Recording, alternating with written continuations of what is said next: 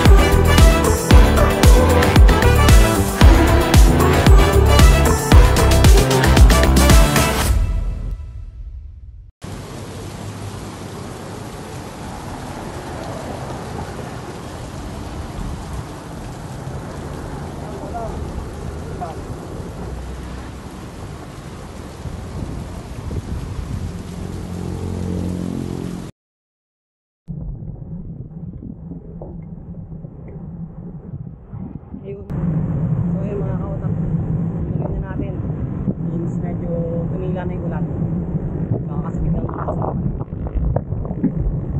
At medyo malapit-lapit na naman tayo sa Pilandes. 2,000 years later. Maaraw na.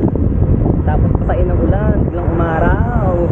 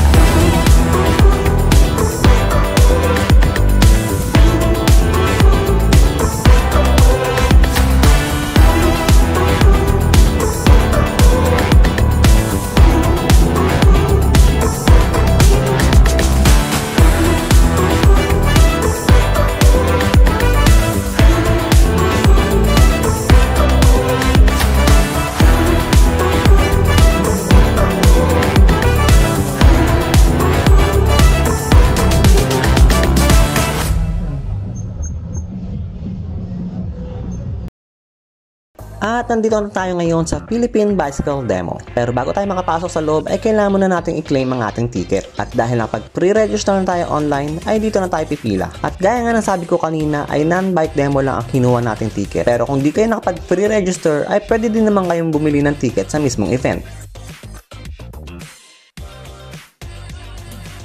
At pagkatapos natin makuha ang ating ticket ay kailangan naman natin i-park ang ating bike. Meron silang free bike parking.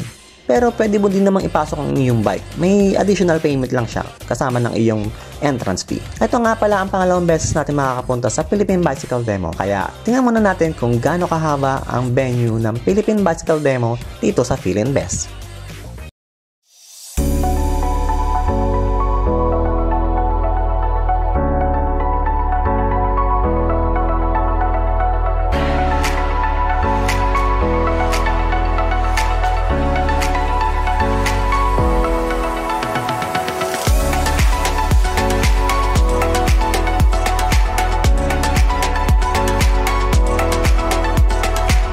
At habang naglalakad-lakad ako ay may mga nadaanan tayong mga bike influencers.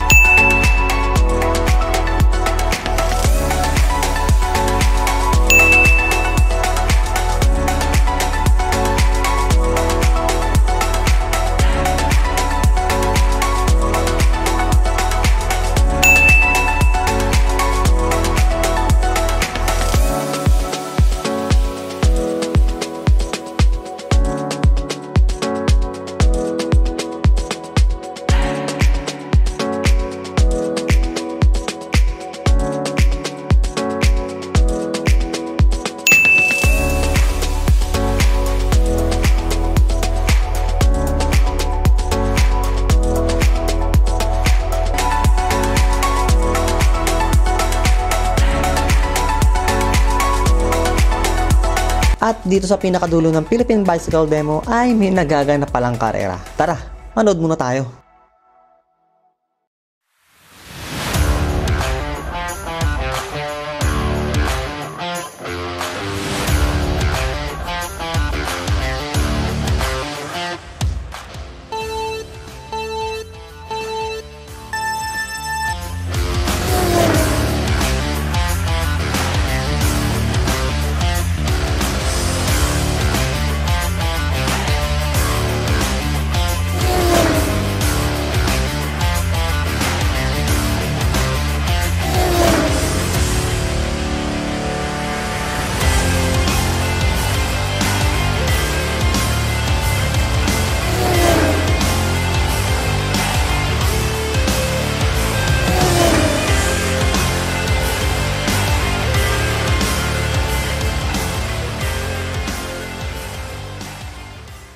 After natin manood ng karera ng mga chikiting ay nagsimula na tayo maglibot-libot. At syempre, inuna natin ang sarap mag-bike shop para makapagpa-picture na rin tayo kay Master Ian Howe.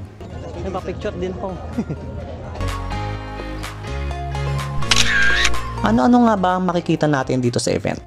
Since bicycle demo ito, makakita tayo ng maraming bikes na pwede nating itry basta meron kang demo pass.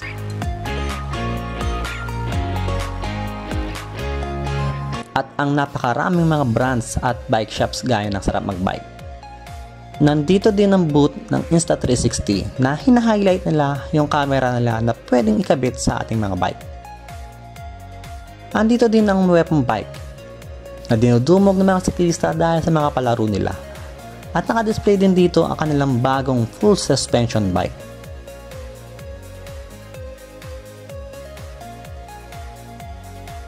Andito din ang booth ng Spider para sa kanilang mga bike helmets gaya ng suot natin. Spider, baka naman. Meron din booth para sa mga cycling jersey.